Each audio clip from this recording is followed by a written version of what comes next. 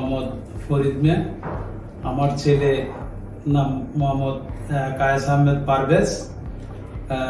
ছেলের 2021 সালে প্রথম টিউমারের লক্ষণ দেখা দেয়।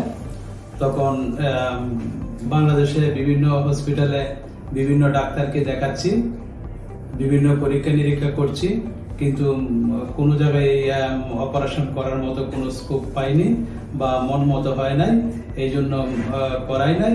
2021 সালে জুনে ইন্ডিয়াতে চলে আসলাম। আসার পরে যে কোনো একটা হসপিটালে সার্জারি করিয়েছি। করার পরে আপনার আবার 3 বছর পরে আবার এই চোখের দৃষ্টি কমতে থাকে। তখনও বাংলাদেশে আবার বিভিন্ন জায়গায় পরীক্ষা নিরীক্ষা করিয়ে তখন ওনারা কোনো ধরনের কোনো অবস্থান বা পদক্ষেপ নিতে পারছে না। তাই বিধায় আবার দ্বিতীয়বারের মতো ইন্ডিয়াতে চলে এসে অন্য যে কোনো একটা হসপিটালে তার বিভিন্ন ট্রিটমেন্ট করাচ্ছি। করানোর পরে সেখানে চিকিৎসা করার মতো এমন কোনো মনের কোনো অ্যাকসেপ্ট ছিল না। তাই আমি পরবর্তীতে মেডিফার হসপিটালে অনুরাগ সাক্সেনার সাথে কথাবার্তা বলি এবং ওনারা বিভিন্ন কাগজপত্র, বিগত দিনের যত কাগজপত্র আছে সবগুলো ওনাকে দেখাই। ওনার মাধ্যমে মানে এই আবার দ্বিতীয়বারের মতো সার্জারি করা হয়। সেই সার্জারি বর্তমানে সফল হয়েছে। এই হলো আমার মানে বাচ্চার সম্বন্ধে বিস্তারিত। এখন সে মোটামুটি ভালোই দেখতে পাচ্ছে।